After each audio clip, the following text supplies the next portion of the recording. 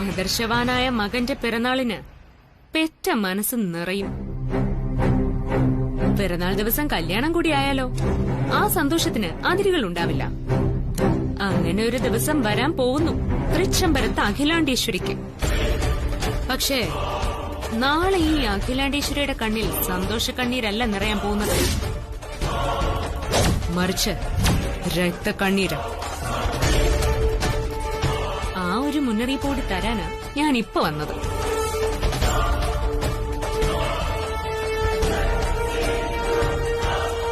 നാളെ ആനന്ദും ഗംഗയും തമ്മിലുള്ള കല്യാണം മുടങ്ങിയിരിക്കും. 3ാം തവണയും നിശ്ചയിച്ചുറപ്പിച്ച മകന്റെ കല്യാണം മുടങ്ങി.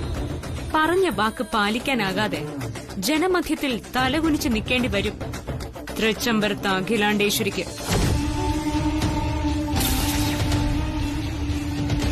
ഇത് മുന്നറിയിപ്പല്ല, ഉറക്കത്തിൽ നീ കണ്ട വെറും ഒരു പേക്കിനാവ്.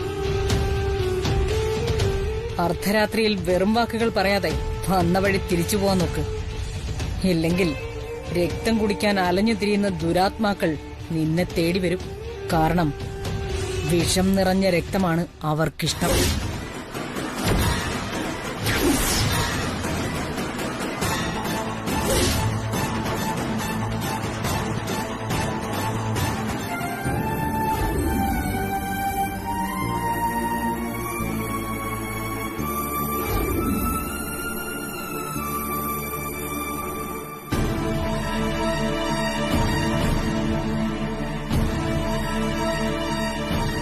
ചേച്ചി, ഈ ആനന്ദ് ഇപ്പൊ എവിടെ പോയിരിക്കുക?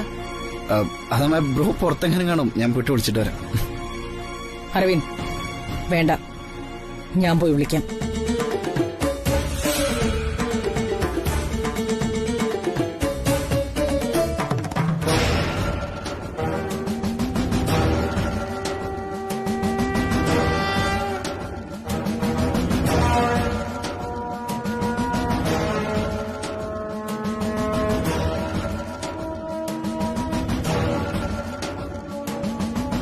ഈ നേരത്ത് നീ എവിടെ പോയിരുന്നു ആനന്ദ്? ഞാൻ പുറത്തുനിന്ന് ഫോൺ ചെയ്യായിരുന്നു അമ്മേ. അപ്പോഴേക്കും അനിയൻ കൂട്ടും വന്നു. പിറന്നാൾ ആശംസകൾ നേരാൻ അവൻ എന്നെ ഔട്ട് ഹൗസിലേക്ക് വിളിച്ചു. അവിടെ ചെന്ന് കേക്കൊക്കെ മുറിച്ച് എന്റെ പിറന്നാൾ ആഘോഷിച്ചു.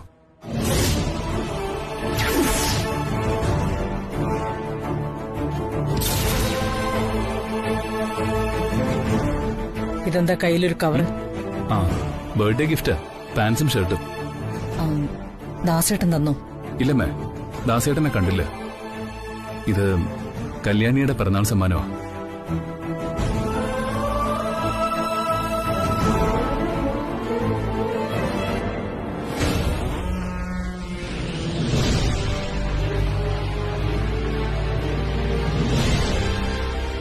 ആനന്ദ് എന്തോ തീരുമാനിച്ചുറപ്പിച്ചാ നിൽക്കുന്നേ.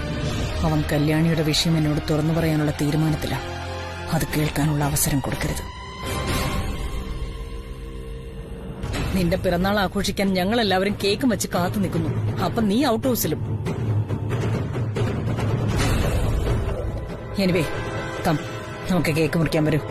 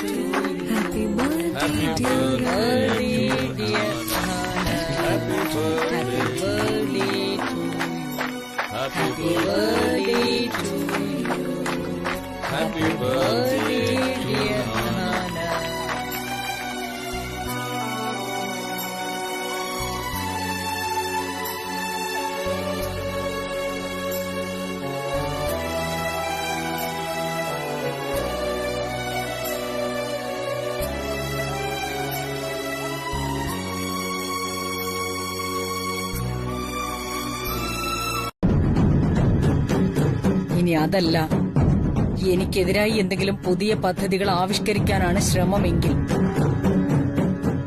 അതിന്റെ ഭവിഷ്യത്തുകൾ ഭയങ്കരമായിരിക്കും.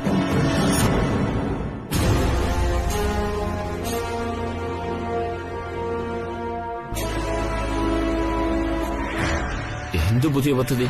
അങ്ങനെയൊന്നും ഉണ്ടാകില്ല. ആനന്ദിനെ ഞാൻ കൂട്ടിക്കൊണ്ടുവരാം. നിങ്ങൾ എല്ലാവരും മണ്ഡപത്തിലേക്ക് വെക്കും. ശരി. ആ, കൃഷ്ണേട്ടൻ ആനന്ദിനെ കൂട്ടിക്കൊണ്ടുവരും. നമുക്ക് പോവാം. ശരി. നീ വാ.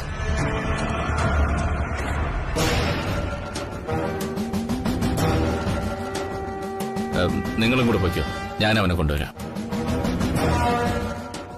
ആനന്ദ് മണ്ഡപത്തിലേക്ക് വന്നില്ലെങ്കിൽ ഭവിഷ്യത്തുകൾ ഭയങ്കരമായിരിക്കും അഖിലാന്റി പറഞ്ഞിട്ട് പോയത്. എന്താ നടക്കാൻ പോകുന്നോർത്ത് എനിക്ക് ഭയം തോന്നുന്നു. അന്ധസ്വാഭിജാത്വം നോക്കുന്ന അമ്മ, സ്നേഹവും കാരുണ്യം നോക്കുന്ന ബ്രോ. അമ്മയുടെ പിടിവാശി അതേപടി ബ്രോയ്ക്കുണ്ട്. വിചാരിക്കുന്നത് നടപ്പാക്കാൻ ശ്രമിക്കുന്ന കാര്യത്തിൽ അമ്മയും മോനും ഒരുപോലെ തന്നെ. ആര് വിചാരിക്കുന്നത് നടപ്പാകുമെന്ന് ഒരു പിടിയും കിട്ടുന്നില്ല. അത് മുകളിലിരിക്കുന്ന ദൈവം തീരുമാനിക്കട്ടെ. വാ ശിരേഷ്. ആ ശരി.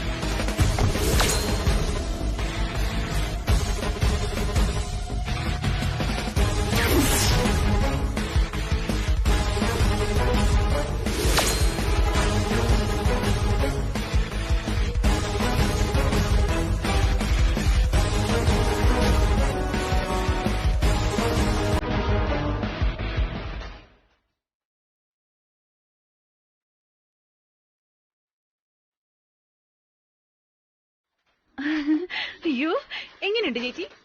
അറേഞ്ച്മെന്റ്സ് ഒക്കെ സൂപ്പർ അല്ലേ? ഇതെല്ലാം എന്റെ ഏർപ്പാടുകളാ.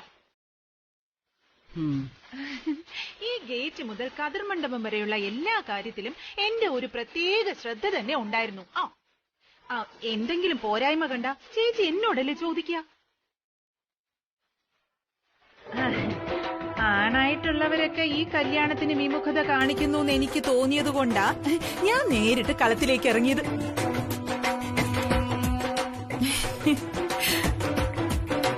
എല്ലാം നല്ല ഗ്രാൻഡ് ആകണമെന്ന് ഞാൻ പ്രത്യേകം പറഞ്ഞിരുന്നു. എന്നെ ഇഷ്ടമല്ലെങ്കിലും ഇത് നമ്മുടെ ആനന്ദിന്റെ കല്യാണമാണല്ലോ. എന്തെങ്കിലും കുറയ്ക്കാൻ പറ്റുമോ? ഇനിയിപ്പോ ചേച്ചി വാ.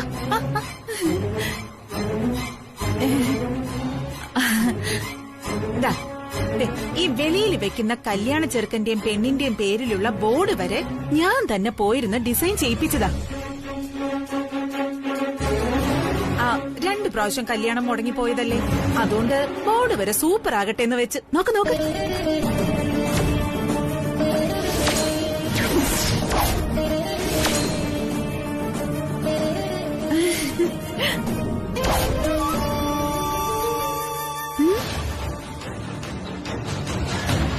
എന്താ ചേച്ചി, ഡിസൈൻ ഇഷ്ടപ്പെട്ടില്ലേ? അല്ല, ഇഷ്ടപ്പെട്ടെങ്കിൽ ഒന്ന് കൊള്ളാന്നെങ്കിലും പറയേ. ഒന്ന് മോളെങ്കിലും ചെയ് ചേച്ചി. ഇതെങ്ങോട്ടാ? നമസ്കാരം. നമസ്കാരം. ഇതെങ്ങോട്ടേക്ക് കയ്യൊന്നും വിടാ. ഇവിടെ നില്ല്. എനിക്കവിടെ 100 കൂടെ പണിയുള്ളതാ. എനിക്കറിയാം നിന്റെ ഒരു ജോലി. നിന്റെ ജോലിയൊക്കെ എനിക്കറിയാടാ. സത്യം പറ, നീയല്ലേ ആ ബോർഡില് ഗംഗയ്ക്ക് പകരം കല്യാണിന്ന് എഴുതിപ്പിച്ചത്? കൊള്ളാം. ബുദ്ധിമതി. ഇളയമ്മ കണ്ടുപിടിച്ചു കളഞ്ഞല്ലോ. സമ്മതിക്കണം കേട്ടാ. കണ്ടുപിടിച്ചു കളഞ്ഞല്ലോ.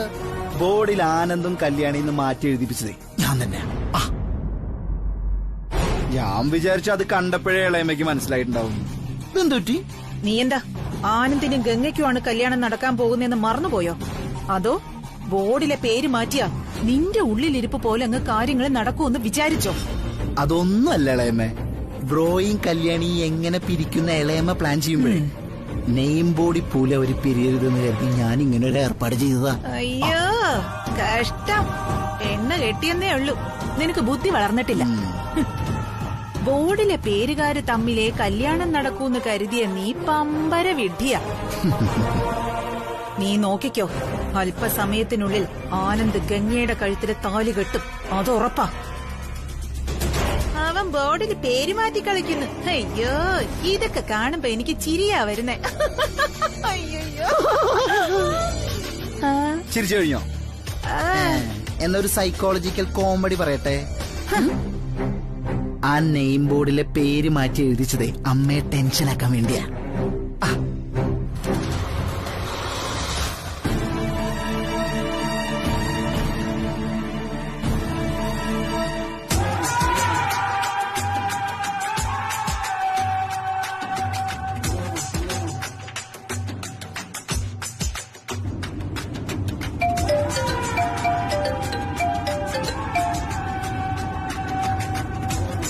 അഡ്വാൻസ് വിവാഹ മംഗളാശംസകൾ. Thank you Priyanka. അതിരിക്കട്ടെ, പ്രിയങ്ക ഇപ്പൊ എവിടെയാ? ഞാൻ കല്യാണ മണ്ഡപത്തിലേക്ക് വരിക. വാട്ട്? മണ്ഡപത്തിലേക്ക് വരുവാണെന്നോ? എന്താ പ്രിയങ്ക ഇത്? എന്തിനാ നീ ഭയപ്പെടുന്നേ? ഞാനെന്താ കല്യാണത്തിന് വരണ്ടേ? കല്യാണത്തിന് പങ്കെടുക്കണ്ടേ?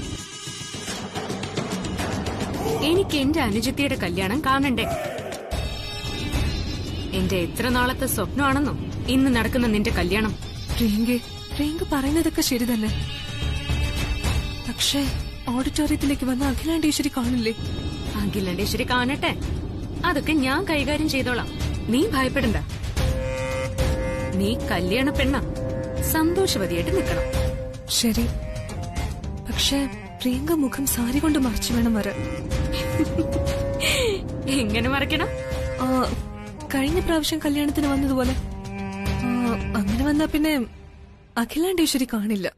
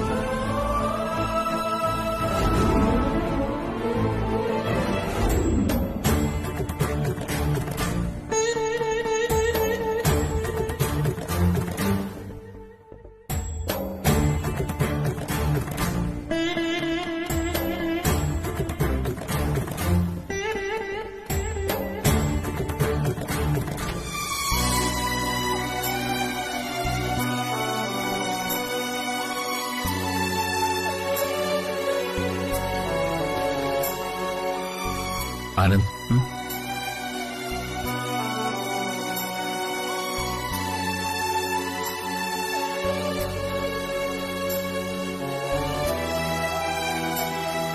ആനന്ദ്, അച്ഛാ എന്താ അച്ഛാ ഇത്? അച്ഛനമ്മയോട് ഫോണിൽ സംസാരിക്കുന്നത് ഞാൻ കേട്ടു. എന്തായാലും ഞാൻ ഇനി എന്റെ തീരുമാനത്തിൽ നിന്ന് മാറില്ല. ദയവ് ചെയ്ത് അച്ഛൻ താഴേക്ക് പോ. 10 മിനിറ്റിനകം തന്നെ എത്തി.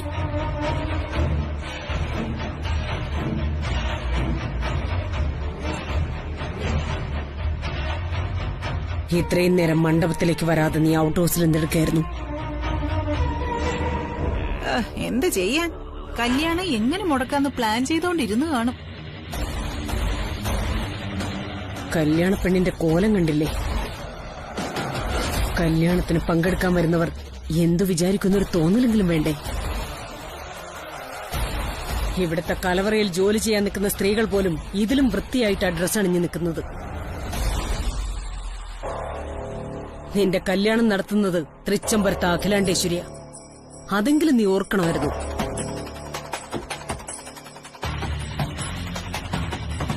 എന്താ നിന്റെ ഉള്ളിലിരിപ്പ്?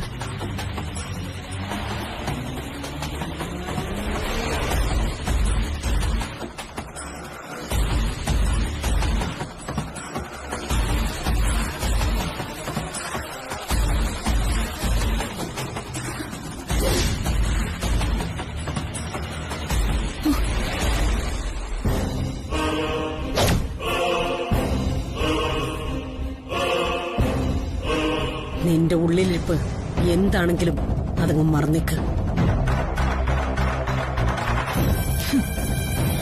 എന്റെ ആഗ്രഹം പോലെ ഇന്നീ 2 കല്യാണങ്ങളും നിശ്ചയിച്ച മുഹൂർത്തത്തിൽ ഇവിടെ നടന്നിരിക്കണം.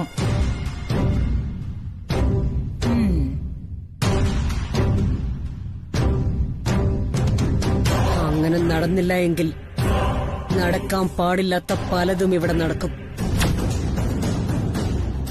ഓർമ്മയിലിരിക്കട്ടെ എല്ലാവരുടെയും.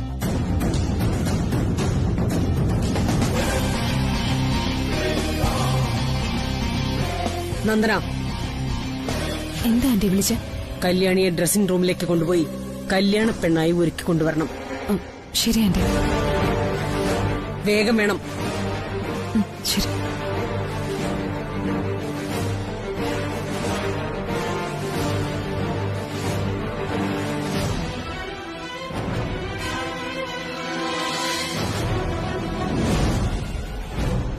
എന്ത് കണ്ടോണ്ട് നിൽക്ക ഇവിടെ? പോയി ബാക്കി കാര്യങ്ങൾ നോക്ക്.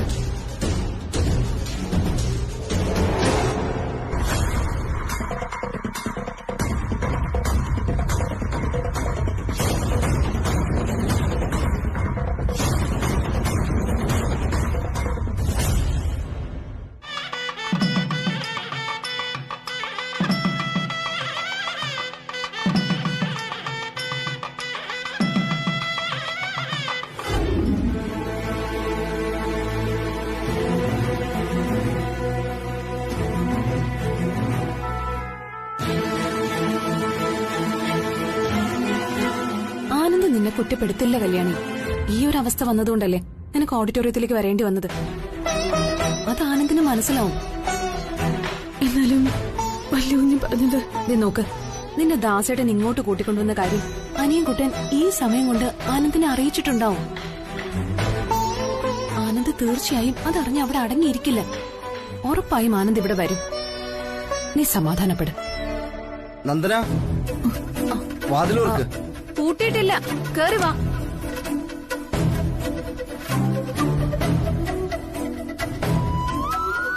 മോളെ, ഇതുവരെ എന്റെ മോൾ ഒരുങ്ങിയില്ലേ? മാഡം പറഞ്ഞു കേട്ടല്ലോ, തീരുമാനിച്ച 2 കല്യാണങ്ങൾ നടന്നില്ല എന്ന് വെച്ചാൽ വേറെ എന്തെങ്കിലുമൊക്കെ ഇവിടെ നടക്കും.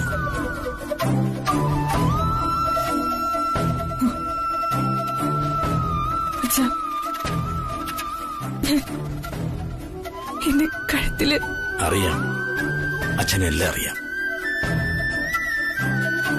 എന്റെ മോൾക്ക് ഈ കല്യാണം ഇഷ്ടമല്ല എന്ന് അച്ഛനറിയാം.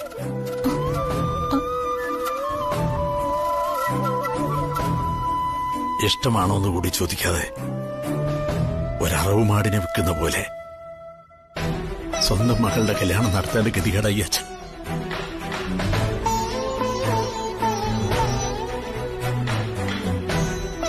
അച്ഛനോട് ക്ഷമിക്കണം. നീ പറ്റുമെങ്കിൽ ശപിക്കാതിരിക്കാൻ നോക്കും. നീ എന്തിനാ വെറുതെ ആശങ്കപ്പെടുന്നത്? മുത്തച്ഛൻ എപ്പോഴും നിന്റെ കൂടെ തന്നെയുണ്ട്. അതുകൊണ്ട് ഒന്നും ഓർത്ത് വിഷമിക്കാതെ ധൈര്യമായിരിക്കൂ. മനസ്സിന്റെ ധൈര്യമാണ് എല്ലാ പ്രതീക്ഷകൾക്കും കരുത്ത് പകരുന്നത്. മനോധൈര്യം കൈവിടരുത്. മംഗളം ഭവന്തു. എന്നാ ഞാൻ ഇറങ്ങട്ടെ.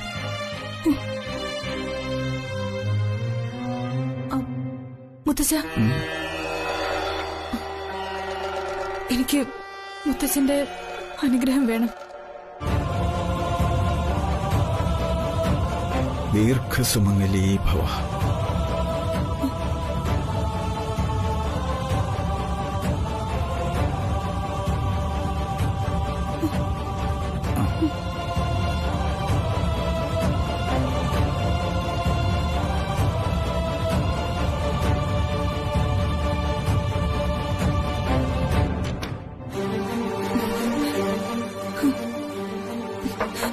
കല്യാണി.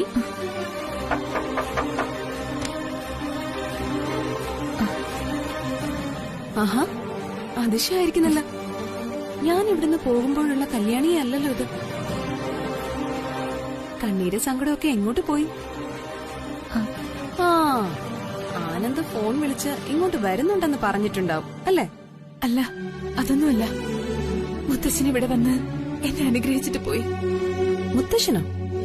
ഏത് മുത്തശ്ശൻ? ഞാൻ മുമ്പ് പറഞ്ഞിട്ടില്ലേ, ക്ഷേത്രത്തിൽ പോകുമ്പോ ഞാൻ എപ്പോഴും കാണാറുള്ള ഒരു സ്വാമിയെ പറ്റി. സ്വാമി എന്റെ ജീവിതത്തിൽ നടക്കുമെന്ന് മുൻകൂട്ടി പറഞ്ഞതൊക്കെ കൃത്യമായിട്ട് നടന്നിട്ടുണ്ട്. ഇപ്പോ എനിക്കൊരു വിഷമം ഉണ്ടായപ്പോ സ്വാമി എന്നെ തേടി ഇവിടെയും വന്നു. എന്റെ വിഷമങ്ങൾ അറിഞ്ഞ് ആശ്വസിപ്പിച്ച് എന്നെ അനുഗ്രഹിച്ചിട്ടാ മുത്തശ്ശൻ പോയത്. അയ്യോ, കഷ്ടമായിപ്പോയല്ലോ. എനിക്ക് സ്വാമി ഒന്ന് കാണണമെന്ന് ആഗ്രഹം ഉണ്ടായിരുന്നു. ദാ ഇപ്പൊ അങ്ങോട്ട് ഇറങ്ങിയതേ ഉള്ളൂ. നന്ദിനി ഇങ്ങോട്ട് കേറി വരുമ്പോ കണ്ടിട്ടുണ്ടാവണമല്ലോ. ഇല്ല, ഞാൻ ആരെയും കണ്ടില്ല. പുറത്താരും ഇല്ലല്ലോ. ഏയ്, അങ്ങനെ വരാൻ വഴിയില്ല. എന്തായാലും പോവാൻ സമയമായിട്ടില്ല. വാ, കാണിച്ചു തരാം.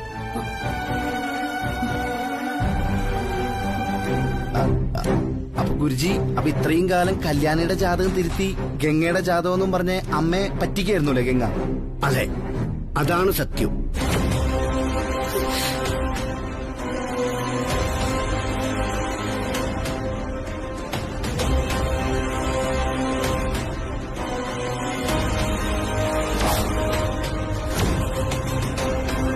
ഇത് വച്ചേക്ക്.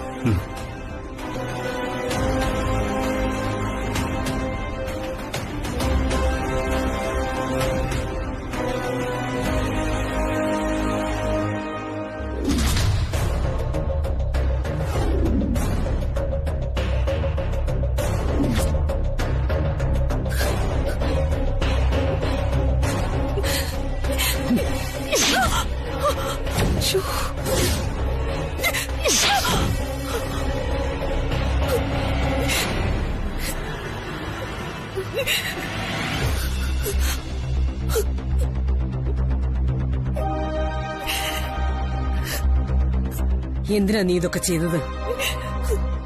നിന്നെ കൊണ്ട് ആരാ ഇതൊക്കെ ചെയ്യിച്ചെന്ന് എനിക്കറിയണം.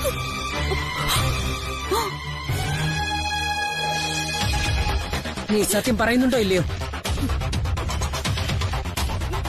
എവിടെ എവിടെ നിന്റെ അച്ഛനും അമ്മയും? വിളിക്ക്. പ്ലീസ്, അവർക്കിതൊന്നും അറിയില്ല. ഞാൻ ആനന്ദിനോടുള്ള ഇഷ്ടം കൂടുതൽ കൊണ്ട് ചെയ്തത്. നീ പറയുന്ന ഒന്നും ഞാൻ വിശ്വസിക്കില്ല.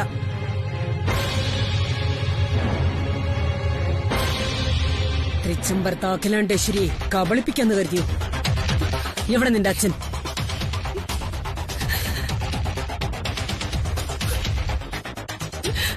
ആ നാഗമെടുത്ത പ്രിയങ്കയും നീയുമായിട്ടുള്ള ബന്ധം എന്താണെന്ന് ഞാൻ അയാളോട് ചോദിച്ചോളാം.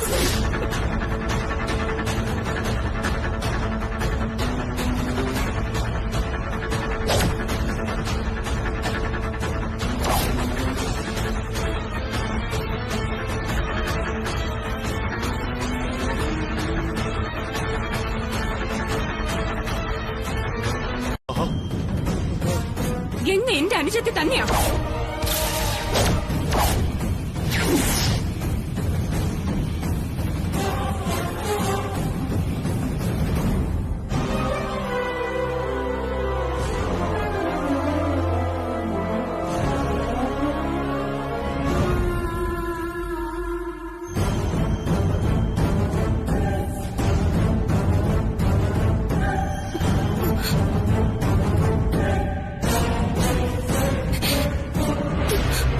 അതെ, ഗംഗ എന്റെ സ്വന്തം അനുജത്തി തന്നെയാ.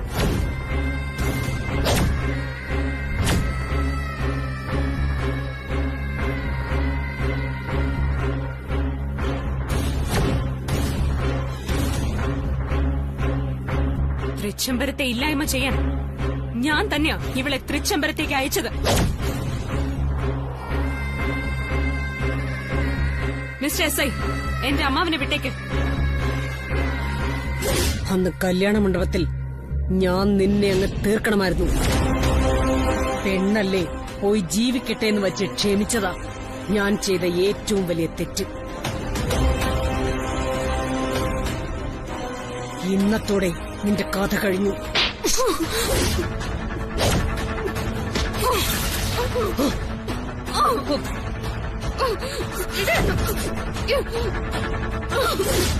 മാഡം വേണ്ട, വിട്ടേക്ക്.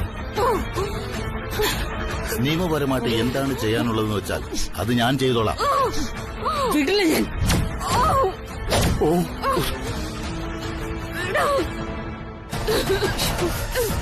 മാഡം, കല്യാണിയെ താലി കെട്ടാൻ വന്ന ഈ ഋഷി പോലും പ്രിയങ്കയുടെ ആളാ.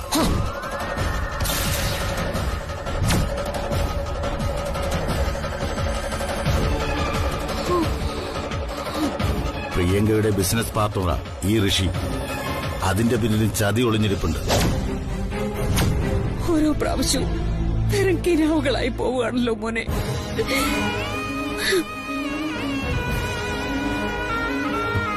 അമ്മ വിഷമിക്കണ്ട. നടന്നതെല്ലാം നല്ലതിനാണെന്ന് കരുതിയാൽ മതി. എല്ലാം ഒരു ദുസ്വപ്നമായി കരുതി മറന്നേക്കമ്മേ.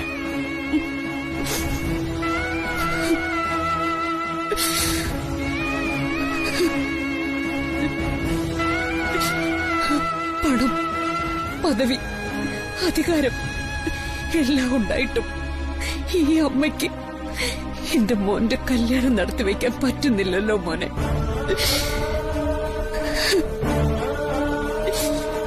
ഞാൻ ചെയ്ത പാപമാണോ അതോ ആരുടെയെങ്കിലും ശാപമാണോ?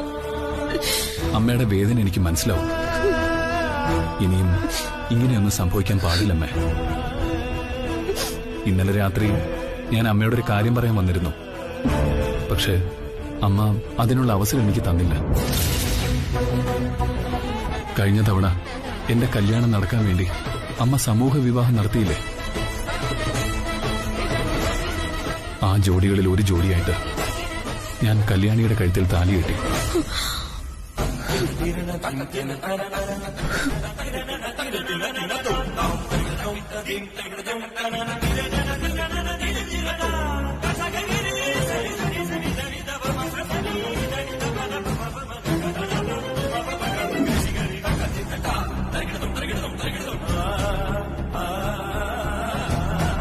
അമ്മയുടെ കൈകൊണ്ട് എടുത്തു തരുന്ന താലി കൊണ്ട് എന്റെ കല്യാണം നടക്കും.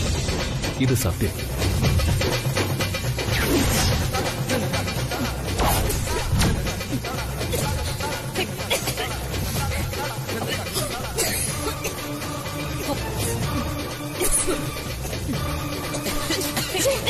എന്താ ഇത്?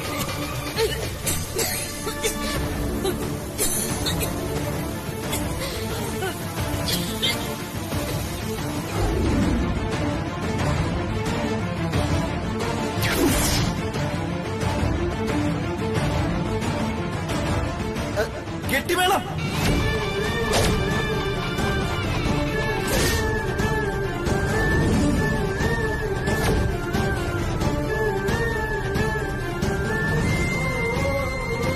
എന്റെ കുടുംബത്തോടും എന്നോടും സ്നേഹവും കൂറുമുള്ള പെണ്ണ. എന്റെ വാക്കുകൾ നിന്റെ മനസ്സിനെ തളർത്തുന്നുണ്ടാവുമെന്നും എനിക്കറിയാം. ഇനിയും നീ കാരണം എന്റെ കുടുംബത്തിന് ഒരു ദ്രോഹവും ഉണ്ടാകില്ലെന്നും എനിക്ക് വിശ്വാസം.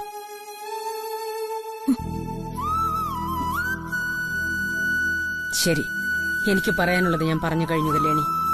ഇനി നിനക്ക് പറയാനുള്ളത് എന്താന്ന് വെച്ചാ നീ പറയ്.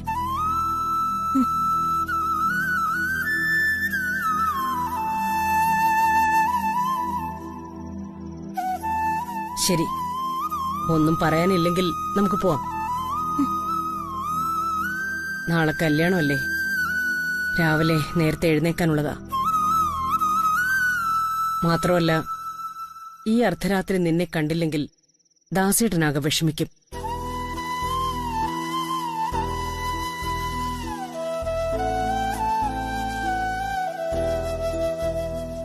കല്യാണി,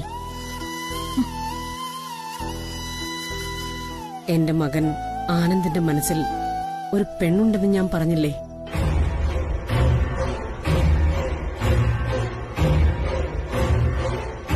അത് നീയാ.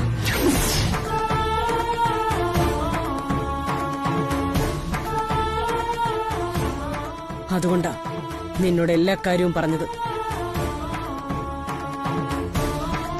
നാളെ എന്താ നടക്കാൻ പോകുന്നെന്ന് നീ തീരുമാനിക്കുന്ന പോലെ ഇരിക്കും. നാളെ 2 കല്യാണവും നല്ലതുപോലെ നടക്കണം. ഇല്ലെങ്കിൽ കല്യാണത്തിന് വന്നവർക്ക് എന്റെ ശവമടക്ക് കൂടി കണ്ടിട്ട് പോവേണ്ടി വരും.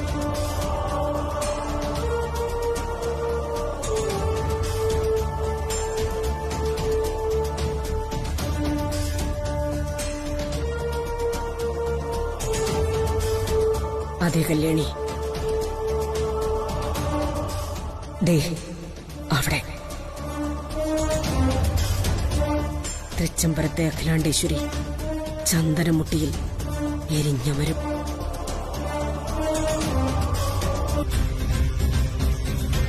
പോവാം.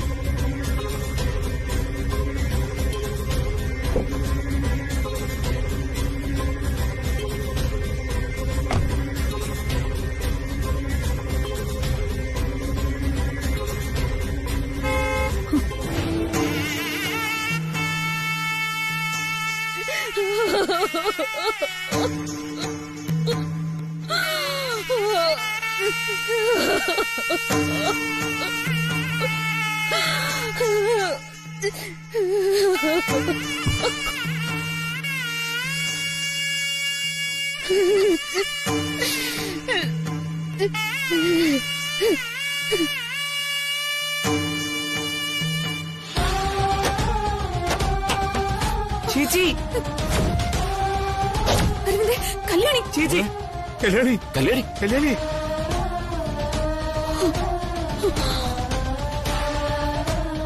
ചേച്ചി, മോളെ, ചേച്ചി, എടീക്ക്. മോളെ കല്യാണി, കല്യാണി, കല്യാണി, കല്യാണി, കല്യാണി, കല്യാണി, ചേച്ചി, കല്യാണി, കല്യാണി, കല്യാണി, കണ്ണു തുറക്ക് കല്യാണി, കല്യാണി, കല്യാണി, ചേച്ചി, കല്യാണി, കല്യാണി, കല്യാണി, ചേച്ചി, കല്യാണി, കല്യാണി, കല്യാണി. എന്തു പറ്റി ചേച്ചി? അരവിന്ദേ, ആംബുലൻസ് വിളിക്ക്.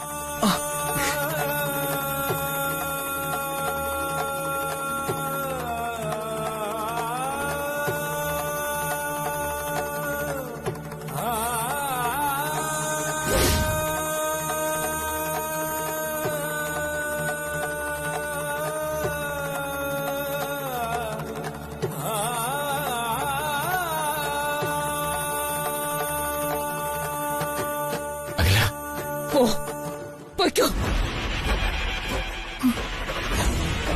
പോയി കല്യാണിക്ക് എങ്ങനെയുണ്ടെന്ന് നോക്ക്.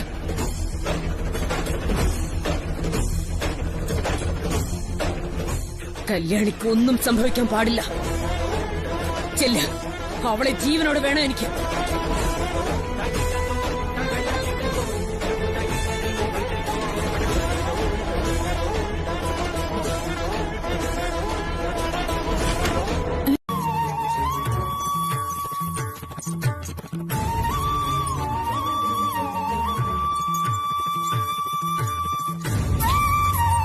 എന്തുപറ്റി? അറിയില്ല ഡോക്ടർ, പെട്ടെന്ന് കുഴഞ്ഞു വീണ് ബോധം പോവായിരുന്നു. ഡോക്ടർ പ്ലീസ് ഒന്ന് വേഗം അകത്തേക്ക് കൊണ്ടുവരൂ.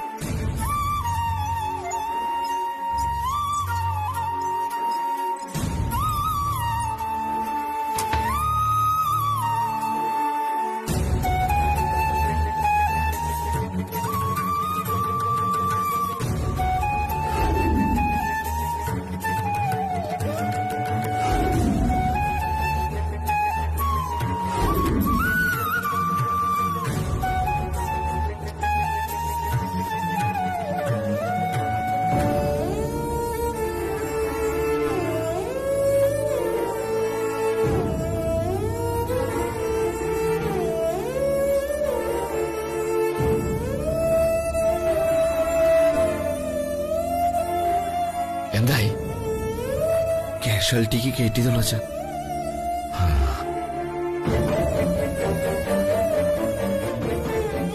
ദാസ് എവിടെ?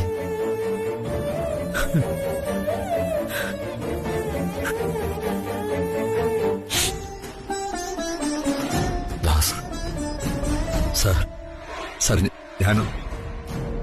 ഞാനൊന്നും അറിഞ്ഞിരുന്നില്ല. എന്നോട് പൊറുക്കണം. കൗമാരത്തിന്റെ അടുത്ത് ചാട്ടം, അത്രയും ഞാൻ കരുതിയുള്ളൂ. വിവാഹം കഴിക്കാൻ എല്ലാം ശരിയാവുമെന്ന് ഞാൻ വിശ്വസിച്ചു. പക്ഷേ വലിയ കുഞ്ഞു കെട്ടിയ താലിയുമായിട്ടാണ് അവൾ അഭിനയിച്ചെന്ന് ഞാൻ അറിഞ്ഞിരുന്നില്ല. എന്നെ നശിച്ച മകള് കാരണം മാഡം ആത്മഹത്യക്ക് വരെ ശ്രമിക്കേണ്ടി വന്നു.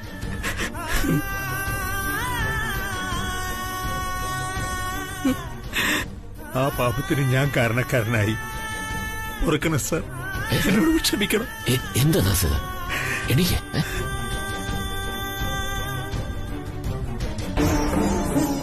എത്ര ജന്മെടുത്ത കഴിയും സാർ ഈ പാപക്കര എനിക്ക് കഴുകിക്കളയാൻ. അതൊന്നുമല്ല ഇപ്പൊ ഇവിടുത്തെ പ്രശ്നം. കല്യാണിയുടെ ജീവന, ആ ജീവൻ ആപത്ത് വരാതിരിക്കാൻ പ്രാർത്ഥിക്കില്ലേ വേണ്ടത്. ബാക്കിയൊക്കെ പിന്നെ സംസാരിക്കാം.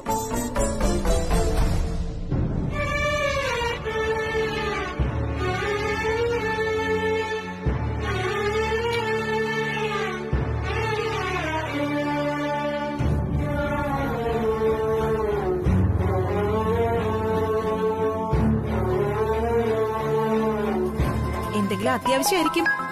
ഇനിയിപ്പോ ആ അടുക്കളക്കാരി എങ്ങാനും. വിലാസിനി,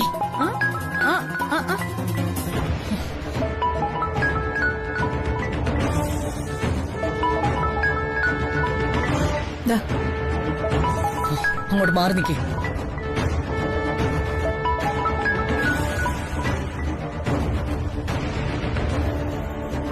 ഹലോ അഖില, ഞാൻ എത്ര നേരമായി ട്രൈ ചെയ്യുന്നു. നീ എന്താ ഫോൺ എടുക്കാത്ത? കൃഷ്ണേട്ടൻ പറയ്, കല്യാണിക്ക് എങ്ങനെയുണ്ട്? അല്ല, എങ്ങനെയും കല്യാണിയുടെ ജീവൻ രക്ഷിക്കണമെന്ന് പറഞ്ഞല്ലേ നീ എന്നെ ഹോസ്പിറ്റലിലേക്ക് പറഞ്ഞു വെച്ചത്. പക്ഷേ ഇപ്പൊ ഞാൻ പറയുന്നത് കേട്ട് പെട്ടെന്നൊരു മറുപടിയോ തീരുമാനം എടുക്കരുത്. മനസ്സിലായില്ല. കാര്യം എന്താന്ന് വ്യക്തമായിട്ട് പറഞ്ഞോളൂ. ഡോക്ടർ എന്താ പറഞ്ഞേ? കല്യാണി വിഷം കഴിച്ചിരുന്നു.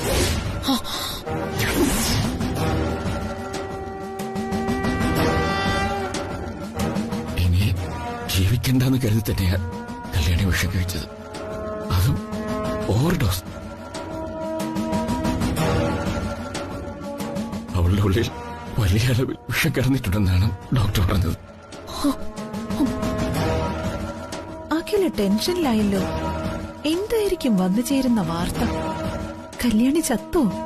കല്യാണിയുടെ അവസ്ഥ വളരെ ക്രിട്ടിക്കലാണ്. ഇതുവരെ ബോധം വേണ്ടിയിട്ടില്ല. മെഡിസിനോട് ശരീരം പ്രതികരിക്കാത്ത സ്ഥിതിക്ക് ഡോക്ടർമാർ പറയുന്നത് 6 മണിക്കൂറിന് ശേഷമേ.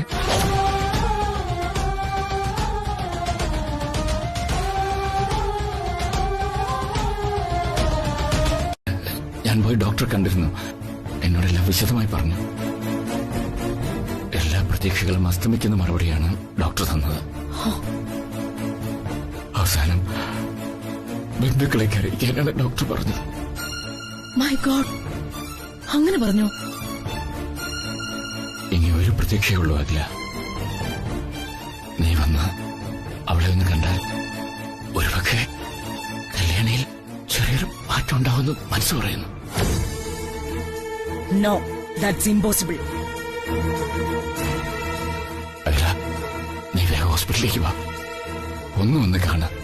നോ കൃഷ്ണേട്ടാ, ഞാൻ കല്യാണിയെ വന്ന് കാണില്ല. എനിക്കതിന് താല്പര്യമില്ല. അഖില കല്യാണിയെ കാണാൻ പോണോന്നു? ഈ ശിവരാമേട്ടൻ എന്താ ഭ്രാന്ത് പിടിച്ചു? കഷ്ടം തന്നെ. അവള് എന്നോടും കുടുംബത്തോടും കാണിച്ച ദ്രോഹങ്ങളെല്ലാം കൃഷ്ണേട്ട മറന്നിട്ടുണ്ടാവും. പക്ഷെ എനിക്കത് പറ്റില്ല കൃഷ്ണേട്ടാ. ഞാൻ വരില്ല അവിടെ. അവള് ദ്രോഹിയാ. എന്നോട് പൊറുക്കാനാവാത്ത ദ്രോഹം ചെയ്ത ലോകത്തിലെ ഏക സ്ത്രീജന്മ അവള്. എന്റെ വിശ്വാസം തകർത്തത് അവളാ. സോറി കൃഷ്ണേട്ടാ, ഞാൻ വരില്ല. കൃഷ്ണേട്ടന് മനസ്സിലായോ? അവളെ ഞാൻ വന്ന് കാണില്ല. പക്ഷെ അവളുടെ ജീവൻ നമുക്ക് രക്ഷിക്കണം. അതിനുവേണ്ടി എന്തൊക്കെ ചെയ്യാൻ പറ്റുമോ അതൊക്കെ ചെയ്യാൻ നോക്കൂ. ഞാൻ ഫോൺ വെക്കാം. എന്തൊക്കെയായാലും ഒരാൾ മരണം കാത്തു കിടക്കുമ്പോ ദേഷ്യം വൈരാഗ്യം കാണിക്കുന്നത് തെറ്റല്ലേ? ആയിരിക്കാം. ഇനിയിപ്പോ കൃഷ്ണേട്ടൻ എന്തു പറഞ്ഞാലും അവിടേക്ക് ഞാൻ വരില്ല. എനിക്കവളെ കാണാൻ വേണ്ട.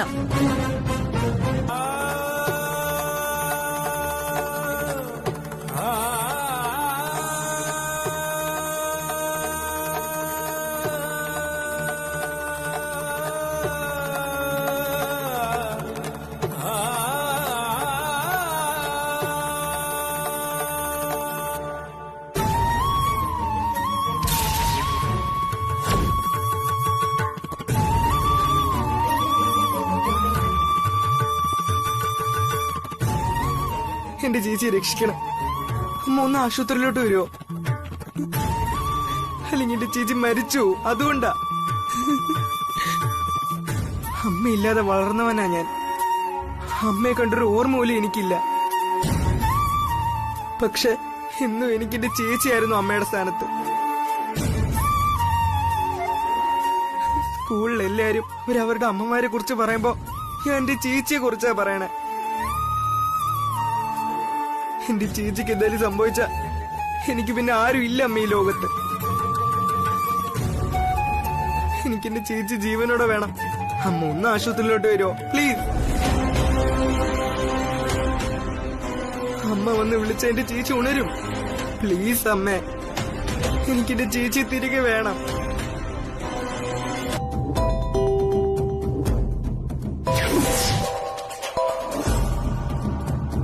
പറയണ്ടേ? എവിടെയാ പ്രിയങ്കേ? അകത്തല്ല ആന്റി, പുറത്താ. സ്റ്റേഷനിൽ നിന്ന് വക്കീൽ വന്ന് ഇറക്കി. ഓ, കേസ് കോടതിയിൽ പോവും, അപ്പൊ നോക്കാം. ഏതൊരു കാര്യത്തിന് ഇറങ്ങുമ്പോഴും ഞാനൊരു മുൻകരുതൽ എടുക്കാറുണ്ട്. പലപ്പോഴും അതെനിക്ക് രക്ഷയായിട്ടുമുണ്ട്. നാഗമടത്ത് പ്രിയങ്കയെ നാഗദൈവങ്ങളെ കൈവിടില്ല ആന്റി. ജാമ്യം കിട്ടി നേരെ വന്നതേ പരദേവതകളുടെ അടുത്തേക്കാ. വിളക്ക് കൊളുത്തി പ്രാർത്ഥിച്ചു കഴിഞ്ഞപ്പോഴാ ആന്റിയുടെ കോൾ. ഓ സന്തോഷം. യോ, ഞാൻ പേടിച്ചാ വിളിച്ചത്. ആ അത് വിട്. ഇപ്പൊ ഞാൻ നിന്നോടൊരു സന്തോഷ വാർത്ത പറയാനാ വിളിച്ചത്. എന്ത് സന്തോഷം? ആനന്ദിന്റെയും ഗംഗയുടെയും കല്യാണം നടന്നിരുന്നെങ്കിൽ ഓക്കെ, അതൊരു സന്തോഷ വാർത്തയായിരുന്നേനെ. അറിയാം. എന്നാലും ആ കല്യാണി ചാകാൻ കിടക്കുന്നു പറഞ്ഞാൽ നിനക്ക് സന്തോഷാവില്ലേ? കല്യാണി ചാവാൻ പോകുന്നോ? ആന്റി എന്തൊക്കെയാ പറയുന്നത്? അതേ പ്രിയങ്കേ, സത്യം. ആ അഖില ചാകൂന്ന് കരുതിയപ്പോ അടുക്കളക്കാരി ചാകാൻ പോകുന്നു. നീ മണ്ഡപത്തിന്ന് പോയതിനു ശേഷം അവിടെ എന്തൊക്കെയാ നടന്നെന്ന് അറിയണ്ടേ നിനക്ക്? അറിയണം, പറയാൻറ്റി. അതെ, നീ അവിടെ നിന്ന് പോയതിനു ശേഷം ആനന്ദ് അവിടേക്ക് വന്നു.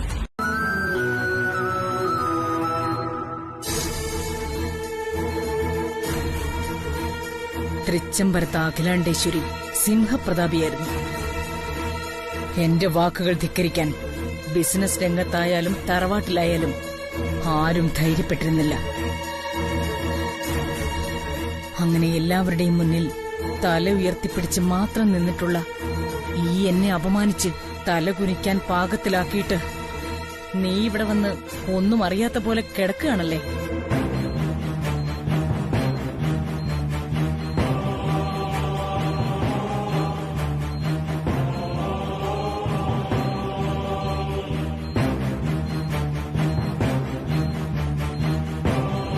എന്നും എന്റെ കണ്ണെത്തും ദൂരത്ത് നിന്ന് ഞാൻ മനസ്സിൽ കാണുന്നത് പറയാതെ തന്നെ മനസ്സിലാക്കി പ്രവർത്തിക്കുന്ന എന്റെ ആനന്ദ് നിനക്ക് വേണ്ടി എന്റെ വാക്കുകൾ ആദ്യമായി ധിക്കരിച്ചു. അഖിലാണ്ടേശ്വരി, ആനന്ദിന്റെ അമ്മയായ ഈ തൃച്ചംബരത്ത് അഖിലാണ്ടേശ്വരിക്ക് നിന്നോട് വെറുപ്പാണ്.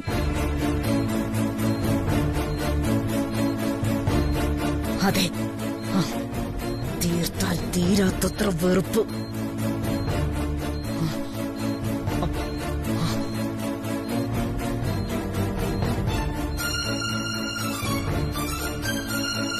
നിനക്കറിയോ, ഇത്രയും നാളും എനിക്കത് വേണോ അമ്മേ, എനിക്കിത് കിട്ടിയേ തീരൂ എന്ന് എന്റെ ആനന്ദ് ഇതുവരെ എന്നോട് വാശി പിടിച്ചിട്ടില്ല. പക്ഷേ നിന്റെ കാര്യത്തിൽ ഇന്നാദ്യമായിട്ട് എന്റെ മോൻ എന്റെ വാക്കുകൾ ധിക്കരിച്ച് വാശി പിടിച്ചിരിക്കുന്നു. നീ അവൻ ആരോ ആണെന്നവൻ വെറുതെ തെറ്റിദ്ധരിച്ചിരിക്കുന്നു.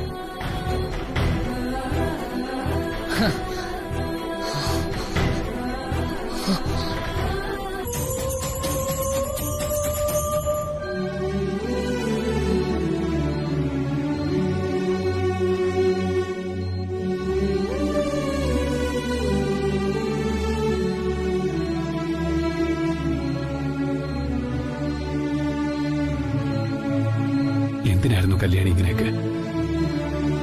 നീ എന്തിനാ ഇത് ചെയ്തത്? എന്റെ പിറന്നാളായിട്ട് നിന്നെ ഇങ്ങനെ കാണാനാണോ ഞാൻ ആഗ്രഹിച്ചത്? നിന്റെ മുഖം ഒന്ന് ചെറുതായിട്ട് വാടിയ പോലും അതെനിക്ക് സഹിക്കാൻ പറ്റില്ല എന്നറിയില്ലേ നിനക്ക്?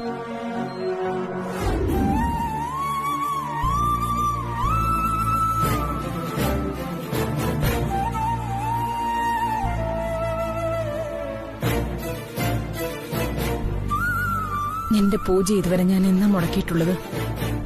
എല്ലാ പൂജകളും ഒരു മുടക്കവും വരാതെ ചിട്ടയായിട്ട് ചെയ്തിട്ടില്ലേ ഞാൻ? പിന്നെന്തിനാ എന്നോടിങ്ങനെ? നിനക്ക് എങ്ങനെ മനസ്സൊന്ന് കല്യാണി ഇങ്ങനെയൊക്കെ ചെയ്യാൻ? അമ്മ സമ്മതിച്ചാലും ഇല്ലെങ്കിലും ഇന്നു മുതലൊരു പുതിയ ജീവിതം ആരംഭിക്കാൻ തീരുമാനിച്ചല്ലായിരുന്നു നമ്മൾ. നീ നിന്റെ ജീവിതം അവസാനിപ്പിച്ച് എന്നെ ഇവിടെ ഒറ്റയ്ക്കാക്കിട്ട് പോകുന്നു കരുതിയോ? ഇതാണോ കല്യാണി നീ എനിക്ക് തരാൻ കരുതി വെച്ച പിറന്നാൾ സമ്മാനം?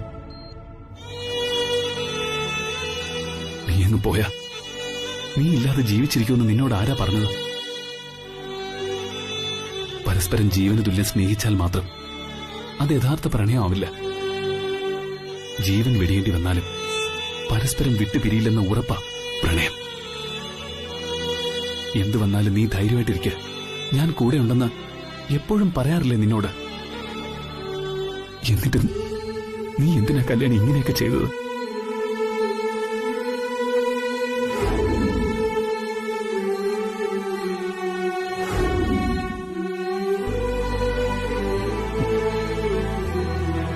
എനിക്ക് വേണ്ടി ജീവൻ കളയാൻ വരെ തയ്യാറായ നിനക്ക് എനിക്ക് വേണ്ടി ജീവിക്കാൻ തീരുമാനിച്ചില്ലായിരുന്നോ കല്യാണി? നിനക്ക് എന്നിലുള്ള വിശ്വാസം ഇത്രയുള്ളായിരുന്നോ? എന്റെ പ്രണയം സത്യമാണെങ്കിൽ നിനക്കൊന്നും സംഭവിക്കില്ല കല്യാണി. കല്യാണി ഇന്നൊരു ജീവച്ഛവം പോലെ കിടക്കാൻ കാരണം ഈ ഞാനാ. അതെ, എനിക്കവളോട് വെറുപ്പാ, തീർത്താൽ തീരാത്ത വെറുപ്പ്. ഹലോ ആന്റി, എന്തായി? പോസ്റ്റ്മോർട്ടത്തിന് കേറ്റിയോ അടുക്കളക്കാരിയെ? അത് പറയാനാ ഞാൻ വിളിച്ചത്. അവള് നമ്മുടെ പ്രതീക്ഷകളൊക്കെ തെറ്റിച്ചു പ്രിയങ്കെ. പൂർവാധികം ആരോഗ്യത്തോടെ അവളിപ്പോ ഐസിയുൽ നിന്നും റൂമിലേക്ക് വന്നു. അവനിപ്പോ അവക്ക് റൂമില് കാവലിരിക്കുക. ആന്റി പറയുമ്പോഴും അവൾ അത്ര വേഗം ചത്ത് ശല്യമൊഴിയില്ലാന്ന് എനിക്കറിയാമായിരുന്നു. ആമയുടെ ആയുസ് അവക്ക്. ഇനി നമ്മൾ എന്ത് ചെയ്യും പ്രിയങ്കെ? അവളെ വെള്ള പുതപ്പിച്ച് കിടത്താൻ കൊതിച്ച ഞാൻ തന്നെ അവളെ നിലവിളക്കേന്തി എതിരേൽക്കേണ്ടി വരുമെന്നായി എനിക്കിപ്പോ സംശയം. അതൊരിക്കലും സംഭവിക്കില്ല ആന്റി. വിലാസിനെ ആന്റിയോളം വരില്ലെങ്കിലും തൃച്ചംബരത്ത് അഖിലാണ്ടേശ്വരിയെ അടുത്തു നിന്ന് അറിയുന്നവളാ ഞാൻ. ആ അഖിലാണ്ടേശ്വരി ഒരിക്കലും തൃച്ചംബരത്ത് എച്ചിൽ പാത്രം കഴുകുന്ന വെറും ഒരു അടുക്കളക്കാരിയെ മൂത്ത മരുമകളായി അംഗീകരിക്കാൻ പോകുന്നില്ല. ആന്റി കേട്ടിട്ടില്ലേ, പല രാജ്യങ്ങളെയും തകർക്കുന്നത് മറ്റ് രാജ്യങ്ങളുടെ ആക്രമണമല്ല, ആഭ്യന്തര യുദ്ധങ്ങളാണ്. തൃച്ചംബരം സ്വയം തകർന്നടിയാൻ പോകുന്ന ആഭ്യന്തര യുദ്ധത്തിന് വേദിയായി കഴിഞ്ഞു. അതിൽ അമ്മയും മകനും ഏറ്റുമുട്ടും. ഒന്നൊന്നായി തകർന്നടിയും തൃച്ചംബരം. ഇത് കേട്ടപ്പോ ഉള്ളിലൊരു സന്തോഷം തോന്നുന്നുണ്ട്. ഇനി അധിക നേരം ഇവിടെ നിന്ന് എന്റെ പ്രഷർ കൂട്ടുന്നില്ല. നീ ഫോൺ വെച്ചോ. ശരിയുണ്ട്. നിന്നോടൊരു പ്രധാന കാര്യം ചോദിക്കാനാ ഞാനിപ്പോ ഇങ്ങോട്ട് കൂട്ടിക്കൊണ്ടുവന്നു. എന്താ നിന്റെ തീരുമാനം? അതെ, ഇനി എന്തെന്ന്?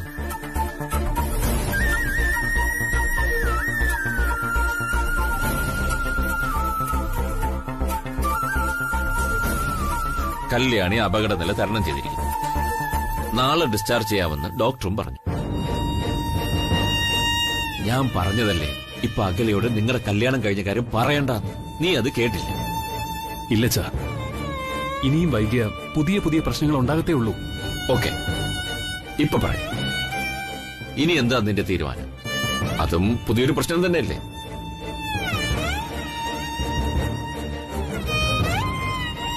എന്താണ്? നിനക്ക് പെട്ടെന്നൊരു ഉത്തരം പറയാൻ സാധിക്കുന്നില്ല അല്ലേ? സാധിക്കില്ല, എനിക്കതറിയാം. എങ്കിൽ ഞാൻ പറയാം. ഇതിനുത്തരം നൽകാൻ ഒരാൾക്കേ കഴിയും. ഒരേ ഒരാൾക്ക്, അഖില. നീ ചെന്ന് അമ്മയൊന്ന് കാണും. അച്ഛാ, അത് അവൾക്ക് ഇതിനൊരു ഉത്തരം നൽകാൻ പറ്റും. ചെല്ല്. നിന്റെ അമ്മ എടുക്കുന്ന തീരുമാനമായിരിക്കും ആ ചോദ്യത്തിനുള്ള ഉത്തരം. അതറിഞ്ഞിട്ടേ നീ ഒരു തീരുമാനം എടുക്കാവൂ. ചെല്ലുമോനെ.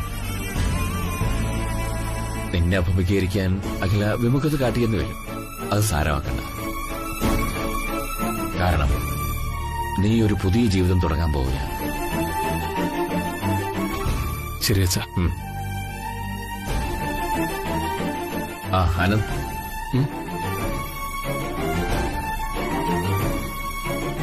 എന്ത് പ്രകോപനം ഉണ്ടായാലും അവൾ നിന്റെ അമ്മയാണെന്ന കാര്യം ഓർമ്മ വേണം. ഏതായാലും അറിയാനുള്ളത് അറിഞ്ഞു കഴിഞ്ഞു. ഇനി വേണ്ടത് അനുസരണയാണ്. ചെല്ല്.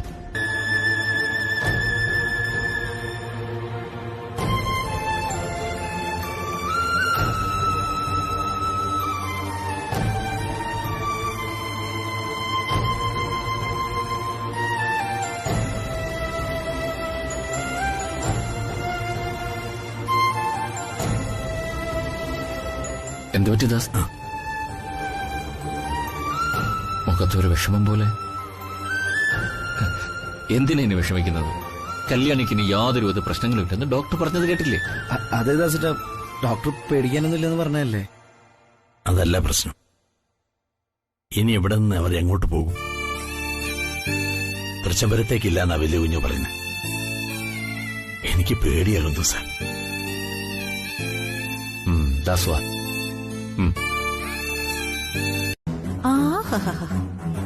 എന്തൊരു കാഴ്ച! അയ്യോ, എന്തൊരു സുഖം! ആകെ അസ്തമിച്ചുള്ള ഇരിപ്പാണ് അഖിലാണ്ടേശ്വരി.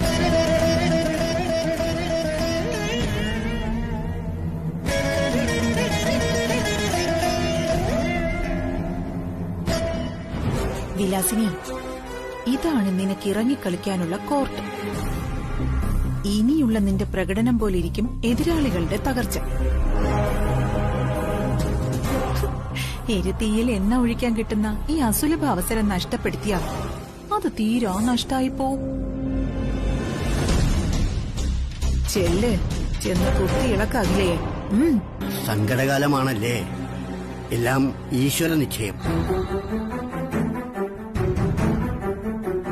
അവന്റെ തീരുമാനം മനുഷ്യ നിശ്ചയത്തിന് അതീതമാകയാൽ അത് ഉൾക്കൊള്ളുകയല്ലാതെ മറ്റു മാർഗമൊന്നുമില്ല നമുക്ക്.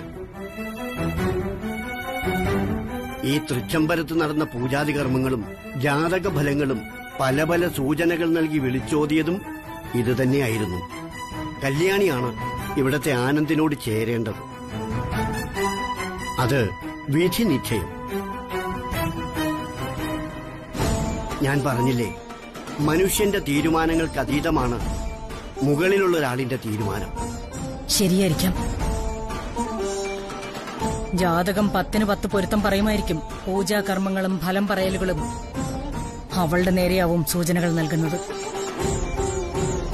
പക്ഷേ തൃച്ചംബരത്തിന്റെ അന്തസ്സും പ്രൗഢിയും പാരമ്പര്യവും എച്ചിൽ പാത്രം കഴുകുന്നവളുടെ ജീവിതത്തോട് ഒരിക്കലും പൊരുത്തപ്പെടില്ല ഗുരുജി. പൊരുത്തപ്പെടാൻ സമ്മതിക്കില്ല ഈ അഖിലാണ്ടേശ്വരി. ആനന്ദിന് ചിലപ്പോ അവളെ യോജിച്ചവളായി തോന്നാം. പക്ഷെ തൃച്ചംബരത്ത് അഖിലാണ്ടേശ്വരി അവളെ മരുമകളായിട്ട് സ്വീകരിക്കില്ല, അത് ഉറപ്പാണ്.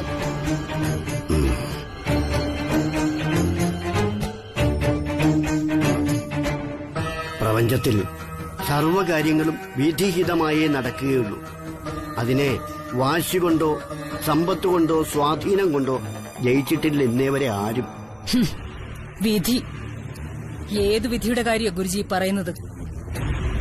എന്റെ കൂടെയുള്ള, ഞാൻ വിശ്വസിച്ച് എന്നോട് ചേർത്ത് നിർത്തിയ എന്റെ മകൻ എന്നെ ചതിക്കുക മാത്രമാ ചെയ്തേ. അതൊക്കെ വിധിയാണെന്ന് പറഞ്ഞ് സമാധാനിക്കാൻ എനിക്ക് പ്രയാസമുണ്ട് Guruji. I am very sorry. ഞാൻ മുമ്പേ പറഞ്ഞില്ലേ, സംഭവിക്കാനുള്ളതെല്ലാം സംഭവിക്കുമെന്ന്. നമ്മളെന്നെ എന്ത് ചെയ്യും? ബ്രോ കല്യാണം കൊണ്ട് ഇപ്പൊ ഇങ്ങോട്ട് എത്തും.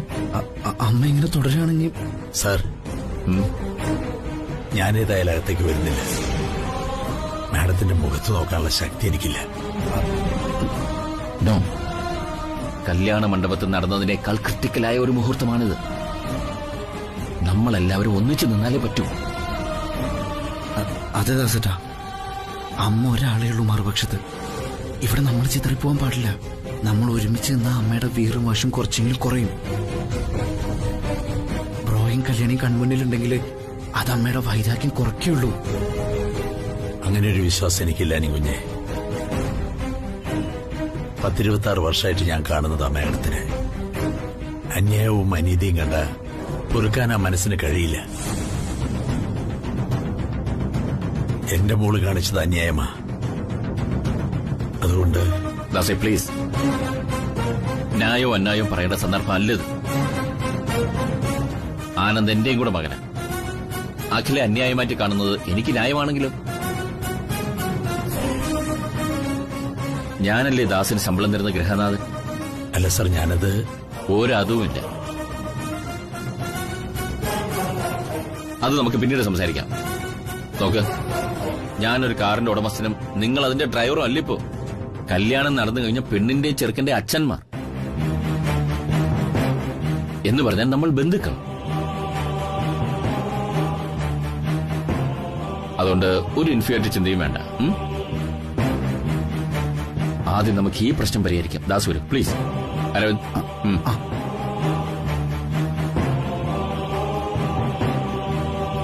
ദാസേട്ട വന്നേ, നമുക്കെല്ലാം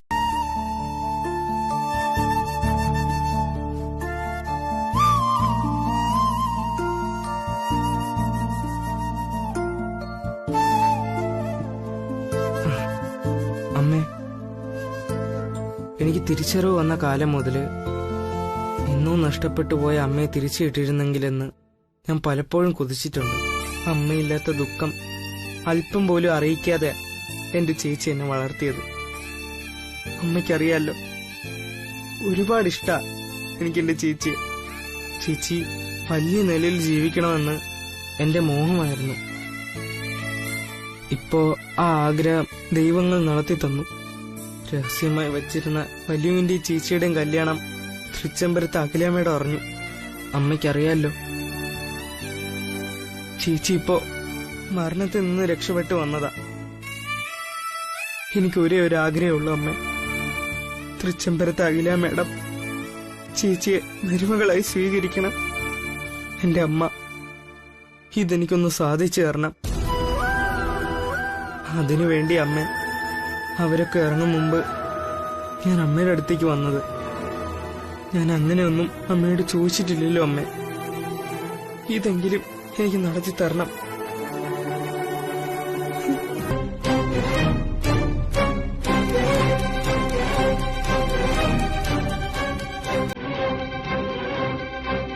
അച്ഛാ,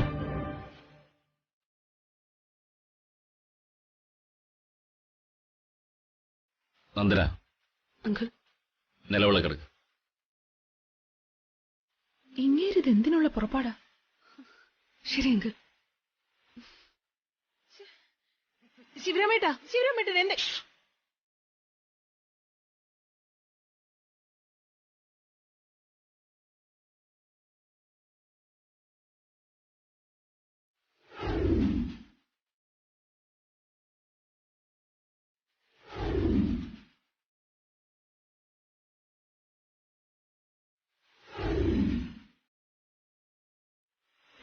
നിർത്ത്.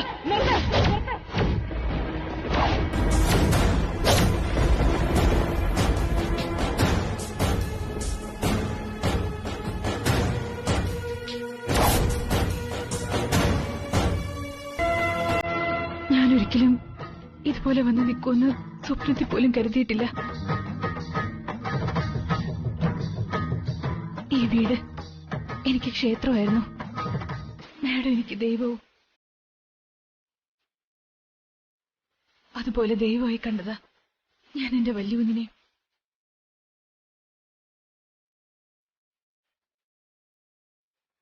വല്യകുഞ്ഞിനോടുള്ള എന്റെ ഭക്തിയും സ്നേഹവും ഒക്കെ എങ്ങനെ പ്രണയമായി മാറിയെന്ന് എനിക്കിപ്പോഴും അറിയില്ല.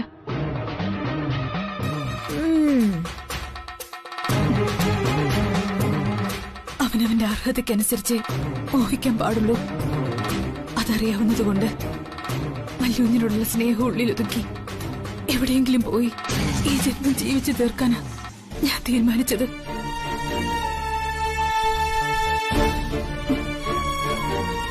ഇങ്ങനെയൊന്നും സംഭവിക്കുമെന്ന് ഞാൻ കരുതിയതല്ല മാഡം.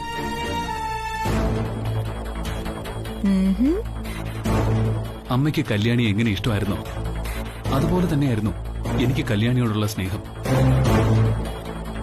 പക്ഷെ ഞാൻ പോലും അറിയാതെ എനിക്ക് കല്യാണിയോട് പ്രണയമാണെന്ന് തെളിയിച്ചത് ദൈവങ്ങളായിരുന്നു.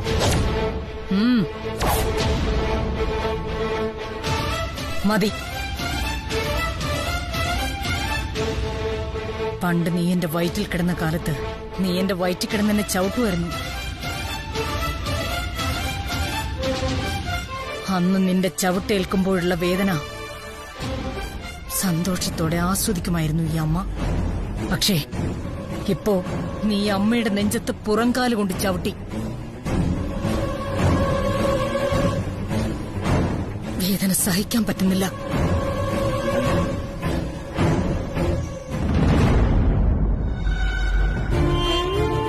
നീ എന്റെ മകനല്ലെന്ന് ഇന്നലെ ഞാൻ വാക്കാൽ പറഞ്ഞിരുന്നു എന്ന് വെച്ച് നിന്നെ അങ്ങ് ഉപേക്ഷിക്കാനൊന്നും എനിക്ക് പറ്റില്ലല്ലോ.